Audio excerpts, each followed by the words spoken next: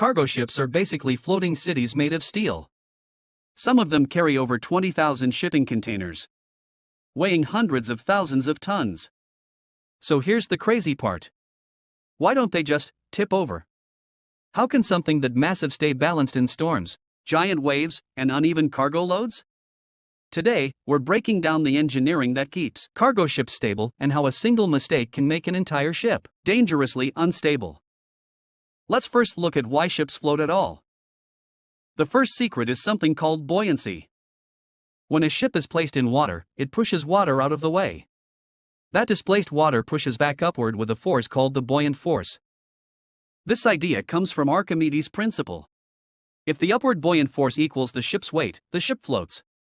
That's why even a steel ship can stay afloat, because its overall structure displaces a huge amount of water. The real challenge: stability. Floating is only half the problem. The real challenge is keeping the ship upright. Every ship has a center of gravity, the point where all its weight acts downward. It also has a center of buoyancy, the point where the upward buoyant force acts. When a ship tilts, the center of buoyancy shifts. If designed correctly, this creates a righting moment that pushes the ship back upright. Engineers measure this using something called the metacentric height. A larger metacentric height usually means better stability. But there's a catch. Too much stability can make the ship snap violently side to side. Too little stability can make it dangerously easy to capsize. So ship designers carefully balance both safety and comfort. Ballast tanks. One of the most important balancing systems on cargo ships is the ballast system. Inside the ship are huge compartments called ballast tanks. These tanks can be filled with seawater or emptied depending on the ship's condition. For example, if cargo is unevenly loaded on one side, ballast water can balance it.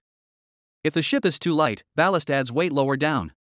If waves are causing instability, ballast can improve control.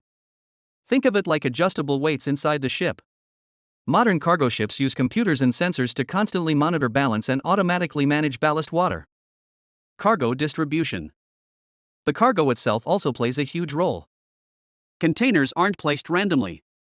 Before loading even begins, engineers calculate total cargo weight, weight distribution, center of gravity, bending forces on the hull. Why?